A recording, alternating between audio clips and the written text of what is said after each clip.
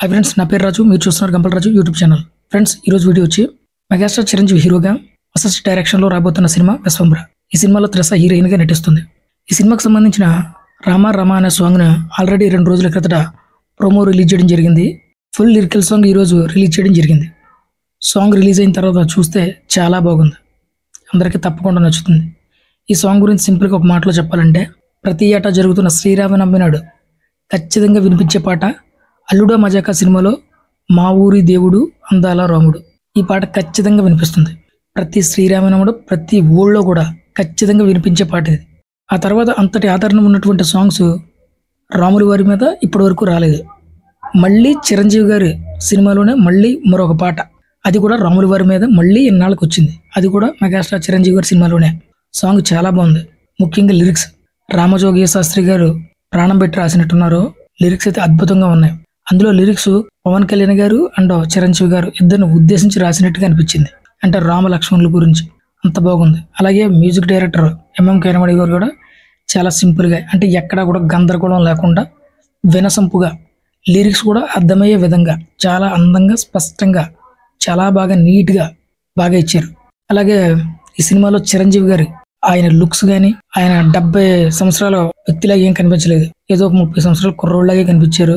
అప్పుడిప్పుడు అల్లుడా మజాకా సినిమాలో చిరంజీవి గారు ఎలా ఉన్నారో ఇప్పుడు కూడా అదే విధంగా అంతే అందంతో ఉన్నారు.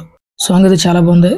అందులో చిరంజీవి గారి లుక్స్ కానీ, ఆ గ్రేస్ కానీ ఎక్కడా కూడా చిక్కు చెదరలేదు. ఇప్పటికీ నవయువ మెగాస్టార్ చిరంజీవి గారిలాగే ఉన్నాడు. ఇకపోతే మన దౌర్భాగ్యం ఏంటంటే, ఎప్పుడైనా సరే చిరంజీవి గారి సినిమాకి సంబంధించి ఏదైనా ఒక అప్డేట్ వచ్చిందంటే సోషల్ మీడియా మొత్తం షేక్ అవుతుంది. అయితే గత కొద్దికాలంగా చూసుకుంటే, ముఖ్యంగా ఈ రోజు ఇంత మంచి సాంగ్ రిలీజ్ అయితే ఎక్కడ కూడా మెయిన్ ఛానల్స్ ఏవైతే ఉన్నాయో ఇందులో కూడా ఈ సాంగ్ గురించి ప్రస్తావించలేదు. ఎక్కడ కూడా అసలు ఎక్కడ ఈ సాంగ్ గురించి చెప్తే ఈ సాంగ్ పాపులర్ అయిపోద్దో, చిరంజీవి గారికి మంచి పేరు వచ్చేస్తుందో అని ఈ సోకాల్డ్ మీడియా ఎక్కడ కూడా ఈ సాంగ్ గురించి ప్రస్తావించలేదు.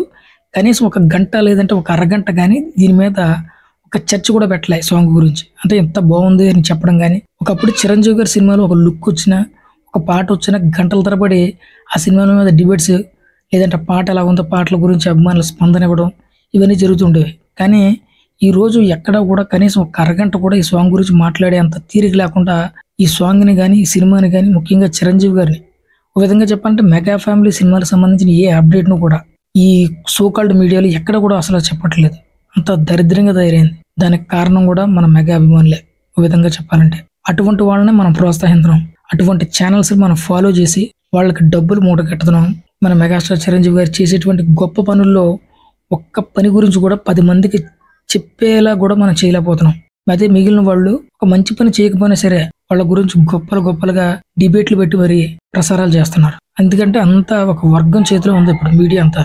అందువల్ల వర్గానికి సంబంధించిన హీరోల మీద మాత్రమే ఫోకస్ పెట్టి ఎక్కడ కూడా చిరంజీవి గారు కానీ, పవన్ కళ్యాణ్ గారు కానీ, రామ్ చరణ్ గారు కానీ అసలు కనబడకూడదు, వీళ్ళ గురించి ఎక్కడ చెప్పకూడదు అనే ఉద్దేశంతో మీడియా అన్ని ఒక మూకుమ్మడిగా తయారయ్యి ఈ విధంగా తయారవుతున్నాయి. దీన్ని అడ్డుకోవాలంటే ఒక్క మెగా ఫ్యాన్స్ వల్ల మాత్రమే అవుతుంది. ఇదే కనుక ఇంకా కంటిన్యూ అయితే ఇంకా ముందు అసలు అప్డేట్ ఎప్పుడు వచ్చిందో కూడా తెలియకుండా అటువంటి దీనమైన స్థితికి వెళ్ళిపోతాం. కాబట్టి గుర్తుంచుకోండి, సాంగ్ అయితే చాలా బాగుంది. అందరూ వినండి ఒకసారి. ఈ సాంగ్ అయితే నాకు చాలా బాగా నచ్చింది. మీకు ఎలా అనిపించింది కింద కమెంట్ సెక్షన్లో కమెంట్ చేయండి, నేను కూడా తెలుసుకుంటాను.